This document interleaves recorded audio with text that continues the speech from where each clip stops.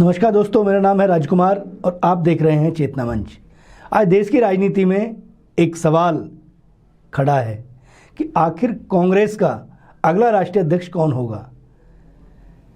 अपने वजूद को तलाशने के लिए राहुल गांधी इन दिनों सड़क पर हैं। अगले 5 महीने तक उन्हें सड़क पर रहना है। आज 12वां दिन है। तकरीबन 3,500 किलोमीटर की पदयात्रा वो कर रहे हैं।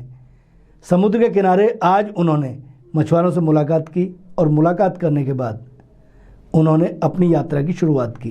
इस दौरान उनके सोने रहने, मेरे बगल की स्क्रीन पर जो आप देख रहे हैं, इसमें ये कंटेनर दिख रहे हैं, जिन कंटेनरों में वो व्यक्ति जिसने राजसी राइट हार्ट के नज़ारे देखे वो अब ज़मीन पर है। ये हकीकत है। हिंदुस्तान की अगर राजनीति करनी है और उन पदयात्राओं का यदि हम जिक्र करें, जिन पदयात्राओं के जरिए नेता अपनी बात को एक आम आदमी तक पहुंचाने के लिए कहीं ना कहीं मुफीद होते हैं। अगर पदयात्रा की बात की जाए तो हम लोग अतीत के पन्नों को पलटते हैं, इतिहास के झरोकों से अगर सीखने का प्रयास करते हैं तो दांडी यात्रा शुरू की थी महात्मा गांधी ने। मोहनदास करमचंद गांधी ने जब यात्रा शुरू की तो उस यात्रा ने कहीं ना कहीं अंग्रेज़ों की चूल हिला दी थी। उसके बाद तमाम नेताओं ने ज़मीन पर उतरकर पदयात्रा की और पदयात्रा करने के साथ साथ आम लोगों से जुड़ने का प्रयास किया। चाहे हम राजीव गांधी की बात कर लें, चाहे हम इंदिरा गांधी की बात कर लें, चाहे हम चंद्रशेखर की बात कर लें। चंद्रशेखर देश के प्रधानमंत्री बने बलिया जैसी जगह से निकलकर, एक पिछड़े इलाके से निकलकर। उस व्यक्ति की धाक दिल्ली में इसी पदयात्रा के जरिए शायद इस बात को राहुल गांधी ने समझा है और राहुल गांधी भी अब अपने तमाम ऐशो आराम को छोड़कर सड़क पर उतर गए हैं। वो गरीब की बात कर रहे हैं, वो महंगाई की बात कर रहे हैं। भले ही मीडिया का समर्थन उन्हें ना मिल रहा हो, लेकिन ये सच है कि सोशल मीडिया ज़रूर उनके पक्ष में खड़ा हो गया है।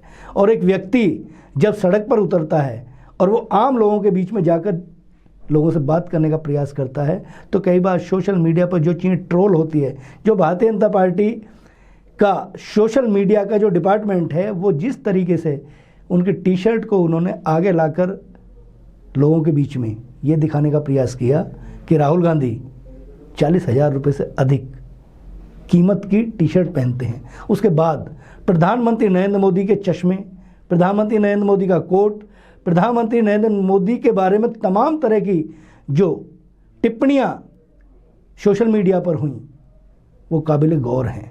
आने वाले दिनों में एक सवाल जरूर उठने लगा है कि अब भारतीय जनता पार्टी की राजनीति को टक्कर देने के लिए, भारतीय जनता पार्टी के तमाम नेताओं को टक्कर देने के लिए अब कांग्रेस का चेहरा कौन होगा।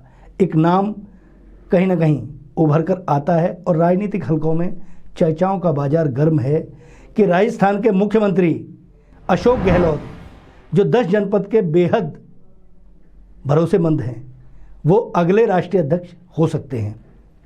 हम इसकी पुष्टि नहीं कर रहे हैं, लेकिन चर्चाओं का बाजार गर्म है और कांग्रेस के उच्च पदस्थ सूत्रों से जो जानकारी मिली है उसमें कहीं ना कहीं सोनिया गांधी और अशोक गहलोत की एक बहुत गोपनीय मीटिंग हुई है, जिसमें अब एक बात सामने आती है निकलकर, एक प्रश्न खड़ा हुआ है कि यदि अशोक गहलोत पार्टी के राष्ट्रीय अध्यक्ष बनते हैं तो राजस्थान की कमान कौन संभालेगा।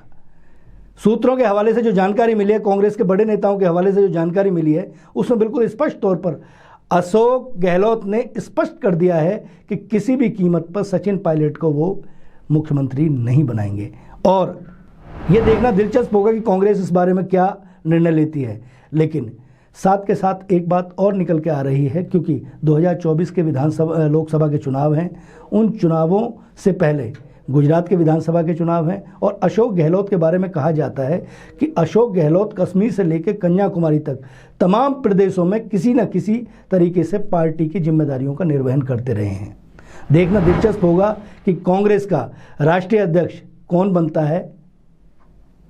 आज के इस एपिसोड में इतना ही, लेकिन ध्यान रखिए, पदयात्रा बेजा नहीं जाती है, कुछ न कुछ तो होगा।